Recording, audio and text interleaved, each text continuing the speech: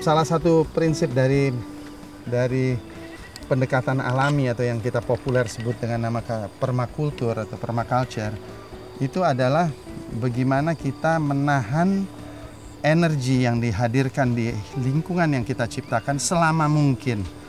Apa itu wujudnya matahari, apa itu wujudnya air, apa wujudnya angin. Pada saat energi tersebut hadir di dalam lingkungan kita, kita harus menahan energi itu selama mungkin untuk kemanfaatan yang sebanyak mungkin.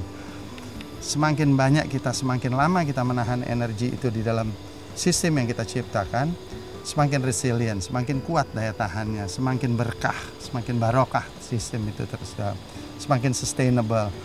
Jadi salah satu cara menahan air adalah dengan membuat terasing, dengan menanam pohon sebanyak mungkin karena akarnya itu akan menahan air.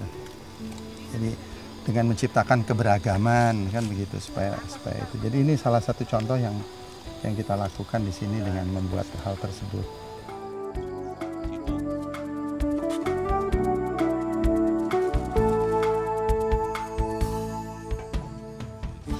Salah satu hal prinsip yang perlu kita coba terapkan dalam model pertanian itu ada sebuah prinsip yang dikenal atau populer dengan nama non-tillage atau minimum tillage farming, di mana kita hampir bisa dikatakan menghindari penggunaan pacul atau pembalikan tanah dengan cara memacul.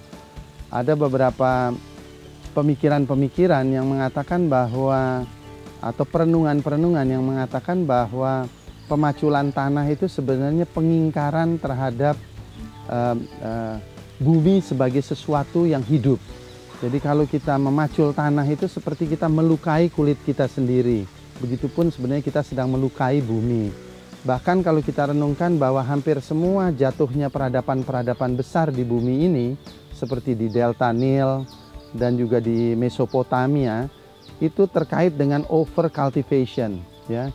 Dan juga sekarang kita tahu bahwa di zaman modern ini kita juga melakukan over cultivation yang luar biasa terhadap lahan-lahan dengan cara intensif atau cara terbuka, dengan cara membalik tanah.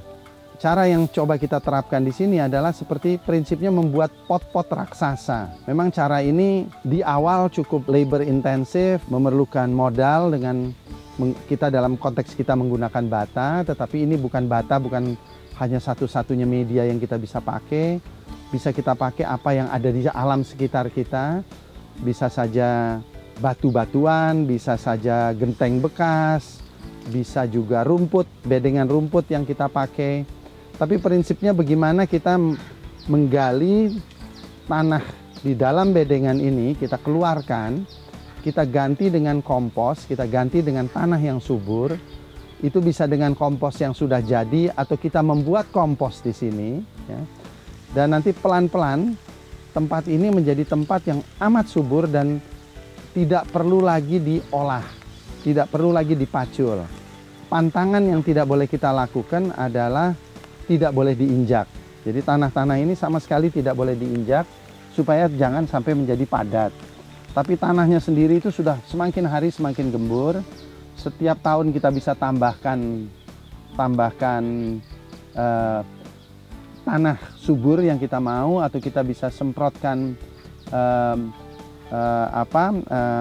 liquid fertilizer, ya, dari efektif mikroorganisme untuk membantu kesuburan.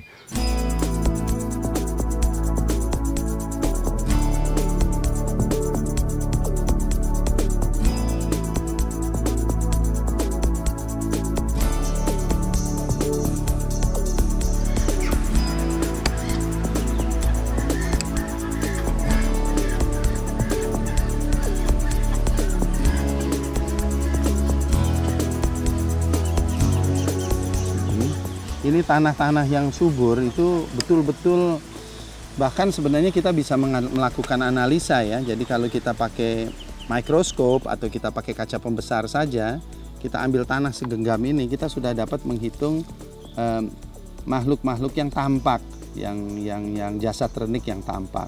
Tetapi kalau kita perbesar penglihatan kita perdalam penglihatan kita dan mulai bisa melihat makhluk-makhluk mikroorganisme, secara textbook itu dikatakan bahwa dalam segenggam tanah yang subur ini itu ada sampai 1 sampai 5 miliar mikroorganisme yang hidup.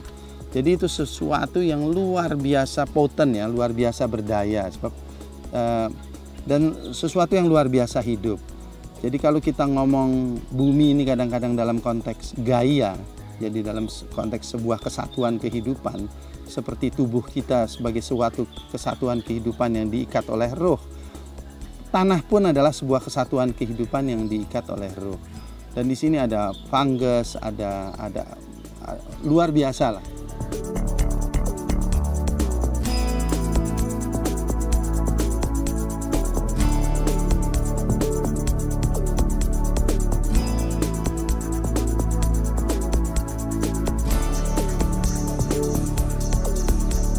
Masalahnya kita sendiri kan terperangkap dengan sebuah paradigma bahwa yang namanya energi itu datang dari tangible ya, sesuatu yang bisa dihitung dalam batasan pengetahuan kita, yaitu protein, vitamin, mineral, karbohidrat, itulah sumber energi gitu. Kita nggak pernah memperhitungkan bahwa di belakang itu ada sumber energi yang jauh lebih vital. Nah, alam non wujud inilah yang sebenarnya berperan ya, yang berada ya, istilahnya doanya si cabai inilah ya, barokahnya si cabai ini itu 85%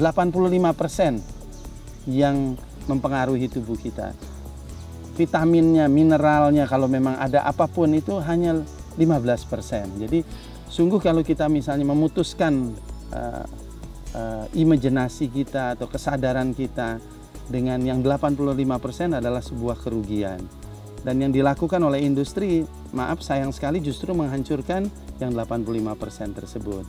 Bahkan yang 15% pun dihancurkan. Ya, jadi istilahnya quality-nya sendiri kita tahu bahwa quality barang-barang yang diolah oleh industri sering terjadi penurunan ya.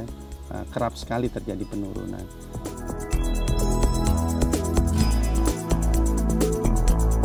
Kalau saya senang lebih balik ke alam lagi. Balik ke zaman nenek moyang kita zaman dulu ya. Kalau saya nggak pengaruh sama instan-instan bumbu yang udah jadi.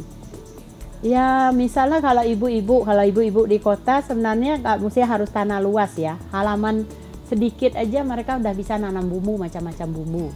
Sebenarnya asal kita hobi sama bertanam, semuanya dimanapun di pot aja bisa tumbuh gitu.